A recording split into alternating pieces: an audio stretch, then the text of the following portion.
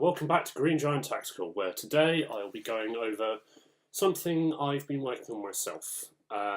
This is not by any means something you could pick up off the shelf, not even close.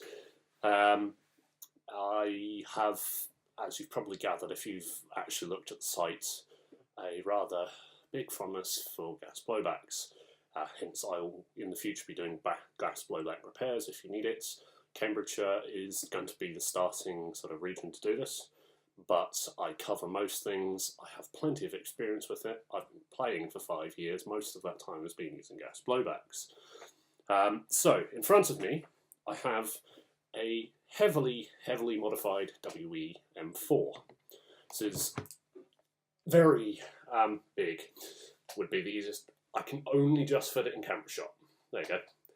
This is predominantly aimed at being used as a DMR, hence the length and the fact that a stupid scope on top. So I'll break this down in bits. First off, I'll get rid of the scope because otherwise I'm not going to be able to get this in camera shot. Wow, I could probably also remove the silencer. So scope out of the way. What we have is, so I'm going to take it round, one WE-M4. This is an open bolt variant, as you can see by me racking the bolt back. Get this to sit. This is quite unwieldy in its current time and moment. So open bolt, bolt locks back, nozzle decides not to for once. So push that forward, flip, so blow the hammer off. Okay, so on the right. The easiest way to do this is going to have to be to split the receivers because it's a bit unwieldy to keep on one camera shot. So it pops out. I don't keep the retainer on the rear pin. I'll tape that down because if I need to make a quick change in the field, it is a royal bugger to get them out with the retainer in, and it flaps about and all that jazz. So that's the reason why I don't have the retainer. Wouldn't recommend doing that because they have a grand, joyous habit of falling out at the most inopportune moment. Lower receiver splits from upper receiver, and you're left with a gun which won't fire in the middle of a firefight. Not a good move. But I just do it anyway because I'm usually sitting there with my thumb over the thing anyway, so it doesn't really matter to me. So we have one lower receiver, standard WE stock, except for changes I've made immediately are I've got a real steel myad grip on. I don't like having the wraparound loop around the back, which the thumb grip, so I've not bothered with that. And for the stock itself, I managed to acquire one of the last remaining Magpul PTS versions of the PRS stock, specifically for gas blowbacks. A few parts missing, but who cares? This cost me 150 quid instead of having to fork out 400 plus for the real steel version. This 400 plus being realistic, taking into account I've got to get a different buffer spring, so I can't just rock it in. I have to get a different buffer extension, so that's the tube. Like on an M4 you have the buffer tube itself. You have a very different extension for an M16 length stock like this, which goes the entire length from there to there of the stock, and actually contains a spring and buffer itself, which is what the bolt recoils into. Now, we have a extendable rear on the stock, so this is a precision rifle stock, as Magpul call it, hence PRS. This is only a replica, so it's not quite as good, but it's still really solid. There are some reports of some idiots in the US using these on AR-15s and 22s without any issues. I really do not recommend this because this is an airsoft stock. Do not use that on a real weapon, for the love of God. So, on the facing side, if I can ever get this into focus, yeah, I'm lacking a bit of light in here. I'll work on that in future reviews. Okay, you can see the sling loop there. We've also got one on the rear of the stock behind. There we go. Got sling loop there, one there, That wheel adjusts the height of the cheek rest, and that can go a serious way. I've only got it up a bit because I'm only going to a low mount on the scope itself.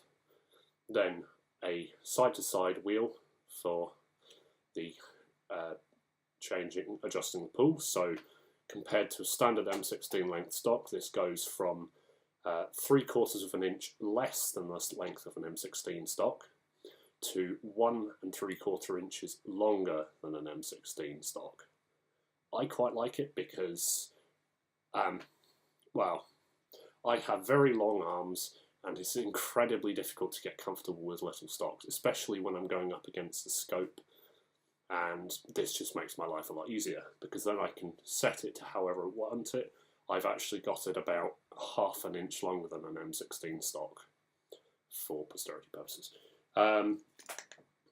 Okay, so I wasn't particularly happy with doing it just as an internal semi-lock because I'm running this at 425 FPS, or for when it's needed I'll drop it down to 400 for certain milsims.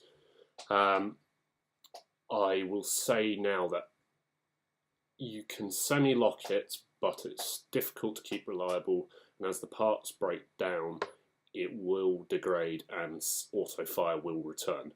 So, to counter that problem, I've gone for the ugly option. I've got a piece of plastic in epoxy stuck to the body. This prevents me from ever engaging auto. I really have tried to engage auto. I nearly snapped the selector trying to do it. So it can't be done, even with a mallet and a chisel. It's going to prove difficult when I want to remove this and return this back to an auto rifle, but for the moment that doesn't really matter. So, I've only got safe and semi.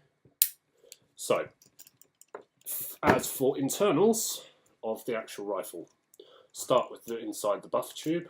If I can get this thing to ever go out. Okay, it's not going to play ball. Right, this is more difficult than I anticipated. Right, there we go. Okay, that'll do for the moment. Right, so I have a standard WE recoil spring. I will just say I'm not fond of RA Tech parts. They have a tendency to increase the wear on the rifle. They're not cheap and they don't always work.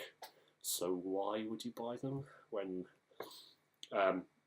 Fine, the trigger boxes for a stock WE are not easy to get hold of, but there are ways of getting hold of them cheaply compared to a full RA Tech kit will cost you a couple of hundred, well, the trigger unit, so trigger, hammer and so on, will cost you probably 60-70 quid to replace with RA Tech parts, or other custom parts, CWI or a few other companies.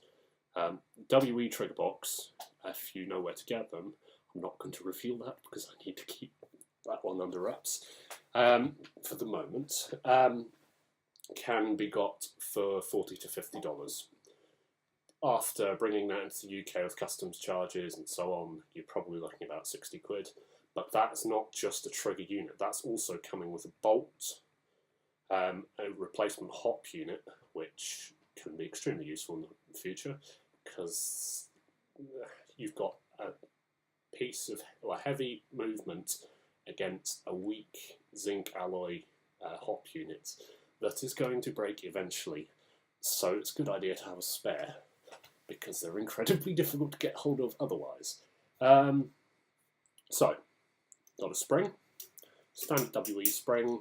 This is an M4 spring, so I've had to put lots of spaces in the stock tube to match up. And that is also why instead of a standard WE M4 buffer, I'm using a Garda M16 buffer for a WA gun. This works fine. Do not listen to the people on the forums who say, oh, you can't do that. You can. All it is a metal rod with a few rips on it to accept the buffer spring.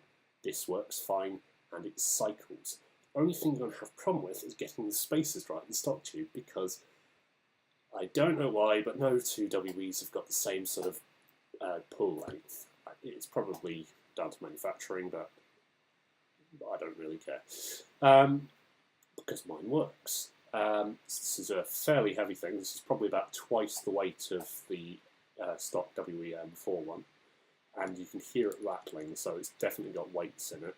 I haven't investigated this because, frankly, I just wanted to get the thing built. So, if I put those back in for the moment, okay, more a bit wiggling. So all you're doing here is just putting the buffer back in. Spin behind there, put that on there. Normally I'd say put in lube while you're doing that, just to keep it lubricated so it doesn't seize up or anything, but I've already dunked it and now my hand is absolutely covered in it. So, other than that, you have stock WE parts are generally a mix of mild steel and zinc alloy. It's good for a while. It will break down eventually because it's not the strongest of metals, but these work from the factory. If they work, why fix it? Right, so put that aside for the moment. Next, we have the upper receiver. This will be a bit more difficult for you to replicate if you want to, because of certain rails. So first off, you have, so imagine that's in the gun, you'd pull that up, and this is what you're doing when you, this is what's happening when you're pulling the charging handle back, is the bolt is being pulled back, and then that hits the buffer spring and recoils forward, and that's what creates the blowback when the gas is in, obviously. So pull that out, that comes out, and that's your bolt group. Mine's been a bit of a pain in the arse today, and has decided it's going to stick out, so I'll need to relube that later anyway, or before I play. You've also got the charging handle, which you pull right down and then drop down and out. This is crap. I'm going to put it out there. WA, KWA, G&P all have decent charging handles. Find a real steel one and mod it, for the love of God. These are awful. The most common fault you'll find with the WE gun is not that something internal is broke. The charging handle, which you need to rack the gun and be able to fire it, has snapped and sheared off at about the point where it joins into the receiver. So you've got two nodules either side. You can just faintly see that against my face. On the side, they will shear off around that point because it's not particularly strong. I've actually got a reinforced one in at the moment, so this is not a stock one. Again, I don't have many stock parts in the gun apart from some of the internals. This is manky, by the way, because I need to clean it. So, other than that, you've got a solid metal. This is only a die-cast receiver. I will later be ordering a forged receiver to replace it. So it has absolutely no markings because they're, unlike certain companies, they don't want to get a bollocking by the manufacturers who own the trademarks. So it's bog standard. Then the rail itself, if I can get this to shoot in a decent light. Okay, it's not going to play ball. Right, so there we go, it's a bit better. There's a Seeking's Precision MCSR V2. This is a real steel rail. WE are good in this respect. They will accept real steel parts. The screw thread on the front, so the barrel, where the barrel thread is, will accept real steel rails, and the buffer tube, well, the buffer tube where it screws in will also accept real steel stock tubes and buffer extensions. So it's good in that respect. The rails are also to mil spec. It's basically everything is the same size as it should be and will thus accept real steel parts. So this is a nice solid rail. This cost me £220, so it's quite a bit on the expensive side, but then the upside is where an Airsoft, this being 15 inches of rail, with a aftermarket 16-inch barrel going down the middle if you're interested, means that despite it being extremely long, because it's a real steel one and people are actually using it on real guns, it's incredibly light. It also, if I can get it again, camera to focus on this one, you can see a slight taper as it heads toward the end, so it's actually thicker at the receiver end than it is at the muzzle end, which makes it very nice to grip when you're shooting. So, as you can see there, yeah, I've got a much wider grip. So I've got about an inch or so at the receiver end, and I can touch my thumb and middle finger at the muzzle end. So, other than that, this is a Magpul PTS SPR M4 suppressor, quick detach. I am not going to go through the process of removing it because I've actually got it partially inside the rail because I didn't measure things up properly. Because I didn't account for the flash hider encompassing about an inch of the barrel. So it's tedious to get on and off. So now I've dismantled that. This shoots reasonably well. I'll just go while I'm talking. I'll go through the process of reassembling it. You are going to be, if you've never used a gas blowback, this is probably one of the cheaper options for getting into them. Obviously not in this build, you'll get a bog standard M4 with a mag. That'll cost you around about 290 through to about 350 quid. If you go through Ian at Milspec, you can get them with an impasse valve pre-installed in the bolt. Impasse is basically a negative pressure system which allows you to adjust the amount of gas being given to the projectile, thus changing the FPS.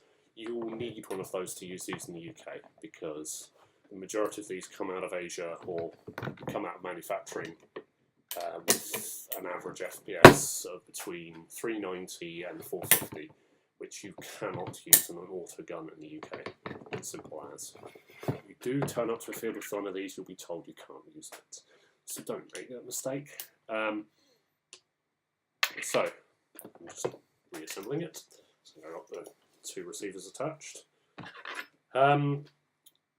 You are going to need to pick up lots of supplies to run a gas blowback. The most important of which is you're going to need various types of lubrication.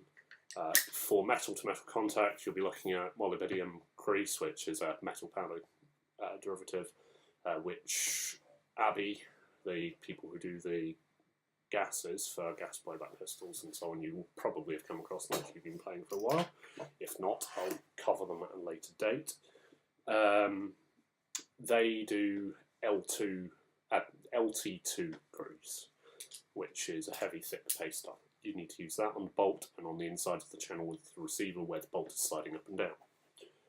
Do not use lightweight silicon oil on the gas blowback because it is not for metal-to-metal contact. And thus, you'll degrade your parts quicker and that can be expensive. Other than that, you're going to need a extensor toolkit, an Allen key, a hammer, preferably with a rubber tip, a punch, and a barrel wrench. So if I just go off camera shot.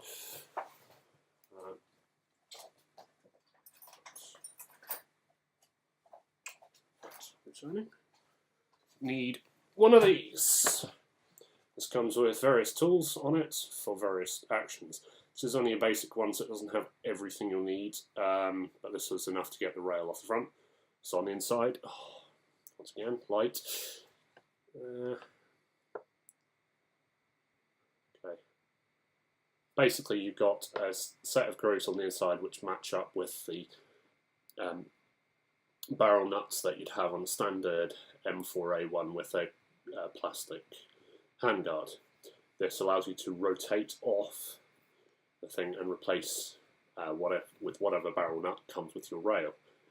You're going to have problems with airsoft rails with WE because the nuts do not match, because depth is different, because this has a mil spec, whereas airsoft is usually done to depend on the rail to either a GNP spec which is slightly shallower. It will work, you can force it on.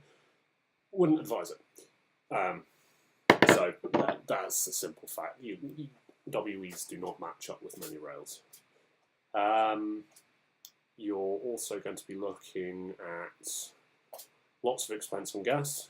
Batteries cost, what, 12, 13 quid? For the same amount of players you're getting of a battery, you're probably going to go through half a can of gas. You're buying airsoft gas, that's going to cost you about 5-6 quid in gas a day. If you're using propane, which I'll cover again, I'll cover all of this stuff related to gas buybacks on a later day. If you're using propane, you're looking at about a quid of propane. This is standard camping propane that you'd use to fuel your cooker. A lot of sites do not allow it. This is due to their insurance not allowing it, so don't try and argue unless they have contacted you and said you can talk to them about it. It ain't going to happen. So, other than that, we have obviously the scope. This is verging on being a ridiculously long video. It's going to take forever to upload. So, scope. This is a replica. This is not a real one. To get the real one of this, I'd have to probably sell my computers, which is not really an option. You have a 3.5 to 10 times magnification on a 40mm aperture.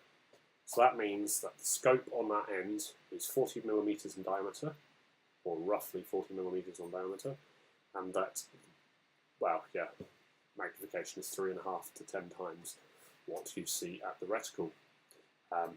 Realistically, in Airsoft, you rarely go above 4. If you need to go above 4, there's something seriously wrong. Because you're not going to be able to match the distances. These things, the real things, can shoot out to a couple of thousand yards. Actually, the scope, in theory. I'm not saying they will, and for Airsoft, there's no way in hell. I've got a LaRue Tactical SPRS mount on it, or rather an SPR 1.5. Let's get that one wrong. Which is quick detach. This is only a replica. It's usually made by Elements or FMA or something like that. Various manufacturers make them, various qualities. For Airsoft, you don't really need anything else. The real things are ridiculously priced for us anyway. Then a set of sunshades on this. The outer one is just an extension sunshade. Just take that off. When you're paying for a lot for an optic, so that's a straight see-through sunshade. Take that off. Take the next one off if I can get purchase on it. When you're buying this scope on its own was about 100 quid. You don't want to get that shot out. If you don't protect the lens, it will get shot out. And for that purpose, then I've got the honeycomb one that you can just about see if I flick around. That's got about ½ an inch of honeycomb mesh. Its main purpose in the real world is to stop the scope reflecting, but the holes are conveniently sized that it also stop BBs, and that's crucial if you're using a scope like this. So I'll put those back on. Other than that, on this particular model you have elevation and windage, so that's with fine adjustment tuning. Inside you can remove the cap and do more severe adjustments, and then you also have a range adjustment which for all intents and purposes I don't think actually works. Then you have an adjustment wheel on the main pipe which goes through the various magnifications. Again, I rarely use it, about 3.5, so there's little to no point. Then a minute focus thing on the end with the main lens which allows you to adjust it, micro adjust it. Then, on this particular model, you have illumination. Again, I don't see the point. Okay, can I get it to? Okay, I'm putting a second. There we go. So you can just about see the crosshair inside there. It's okay. It's cheapskate. I wasn't expecting it to be great. It puts too much illumination on, or too little, and there's no sort of in between. Well, no real in between. It's either stepped up in too little increments or too greater increments. It's not really worth the hassle, but you don't need the illumination, so it doesn't really matter. I suppose I should go over the mags. I'll go off camera again because I need to go find one, because I don't keep the mags with the gun for safety purposes.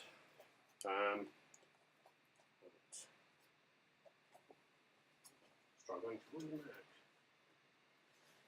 Right, back on camera. Here's the mag. You have a 30-round gas mag, which the gas will last probably one and a half to 2 full charges of BBs, if you're lucky. These things leak like bastards. I'm not going to sugarcoat that one.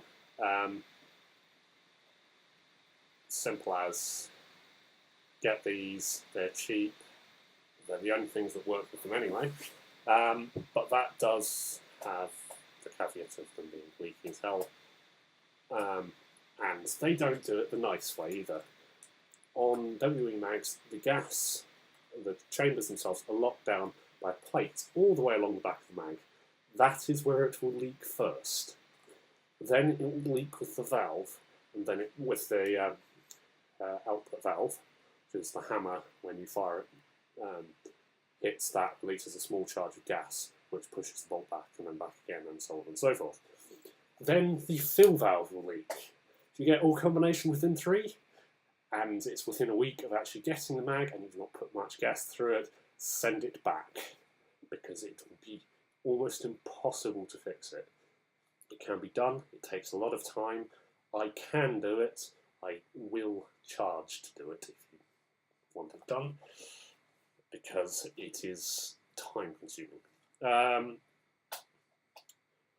Other than that, on the top you've got a small lever, if I can get some light, and that little switch there, when you push that forward, you've got the switch there. Push that forward, that brings up a notch. This allows you to change between having it so that when the bolt slides over it and the BB channel is empty, it will lock the bolt back. If you have it back down again, okay, if it's ever going to behave, and it should slide back in.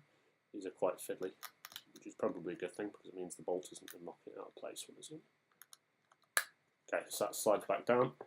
Top is level, and there's nothing in the way. That means it's just going to, as soon as it's out of BBs, it's going to continue cycling. So you have to know when the pitch is different that it's out of BBs, which is fairly obvious if you can count to 30. So I don't see what the issue is. Other than that, I think that is about it. So I'll finish at that at a whole half-an-hour video.